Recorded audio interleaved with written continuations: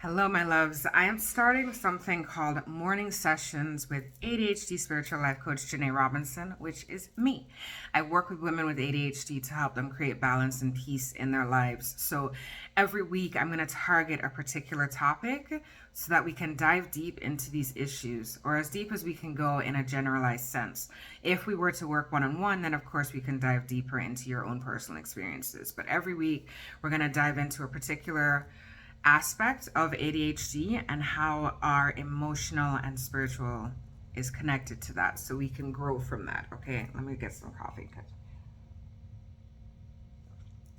Okay, because I need this to wake up in the morning. Feel free to take your own sip of coffee while we're here. All right, the first thing we're going to be talking about this week is people pleasing. Now, what is people pleasing? People pleasing is a trauma response that comes from our interactions with people growing up. It is normally, of course, since you do it growing up, a childhood trauma response. And that is going to be pleasing everybody else to the detriment of your own health and your own emotional health. Now, what does that look like? That looks like growing up and hearing your parents say, why can't you be like insert sibling's name? Or why aren't you living up to your potential? Why didn't you get an A on this class? A myriad of other things that could be said. If we're talking about work, it could be maybe you missed a deadline because ADHD life, our brain works differently. And now, even if it's just a couple minutes late, the fear around the failure of that and not meeting expectations, especially if there are other people you work with that meet or exceed those expectations, then that right there is an example of when you start to go overboard to please another person. Or what you do is start saying yes to everything because there's so much shame around failing the first time. Shame and guilt are the core of people pleasing. Shame, guilt, fear of failure. They're all tied together. The core of most emotions, honestly, is shame. So they're all tied together. And so with friends, a lot of times, particularly with women, our friendship bonds are deeper than the ones with our partner, to be completely honest. So when we are talking about people pleasing with friends, it's on a different level because the fear there is that our friends will leave us.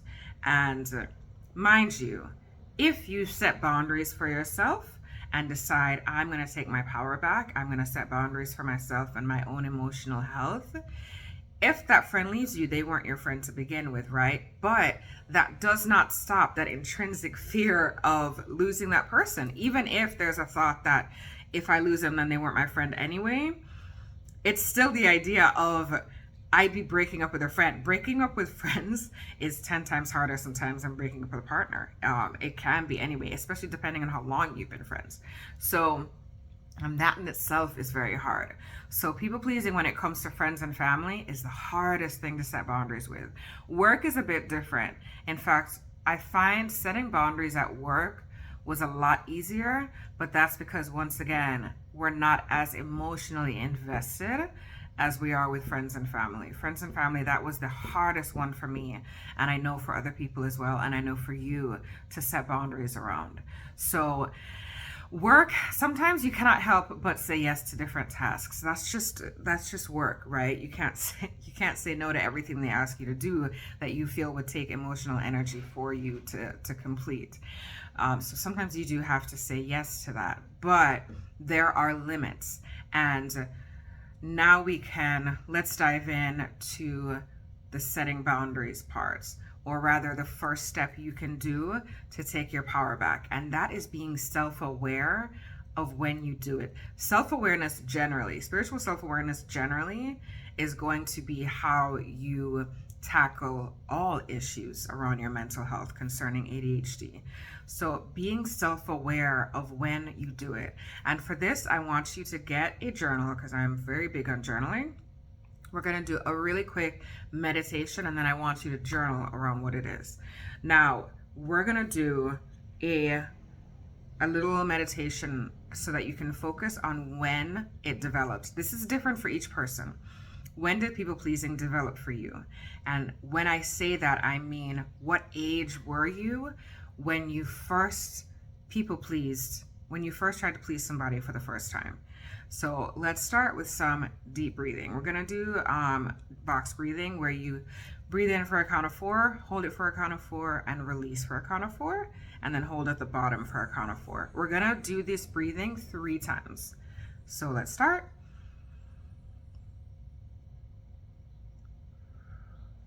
And as you breathe out, drop your shoulders, release your jaw. We tend to carry around a certain level of anxiety just generally, especially if your type of ADHD is anxious ADHD. So even like massage your jaw up here to kind of release that. And now, as I said, I want you to think back, how old were you when you first did something to please someone else? And not for just the joy of giving, because we do that as well, but literally when you're like, I have to do this to make them happy. How old were you? And it doesn't matter if you can't go back to when you were a child. A lot of times the memories that we have, especially if they're very traumatic, our brain blocks it. Literally. It will just boop, yeet that. It'll protect, it wants to protect you. Your brain will always want to protect you. Your emotional center, your spirit, the child inside of you always wants to protect you. The inner child inside of you always wants to protect you. So your brain will literally sometimes make you forget that experience. So just go back as far as you can. It doesn't have to be to childhood. It could fucking be to last year, whatever it is. When did you first start doing something to please other people and realizing that you were doing it? And what I mean by that is, how did your body feel? Our body will often tell us what our mind has not caught up to yet. So it's very important to tune into your body, where you're feeling any anxiety. Is it in your heart? Do you feel like your skin is vibrating and you just want to like get up and like move yourself around? Figure out where you're feeling anxiety, and that even includes body pain. So figure out where you're feeling that anxiety in your body and go from there. And that will start to, once you do that one little exercise, now you can start being self-aware more of when you do it today, and start being like, oh, okay, I realize what I'm doing right now. I need to dial it back. And if it includes, for instance, if it's at work, have a talk with your manager and start setting those realistic goals. But yeah, that's going to be the exercise that we do today. When did it develop for you? I want you to journal in depth around that experience. As I said, including how did your body feel at the time. So tomorrow we are going to be talking about rejection sensitivity and how that plays a part in people pleasing. Until then, make sure to subscribe and follow and share this video out to other people, other neurospicy people that you may know that need this information for themselves. I will see you tomorrow.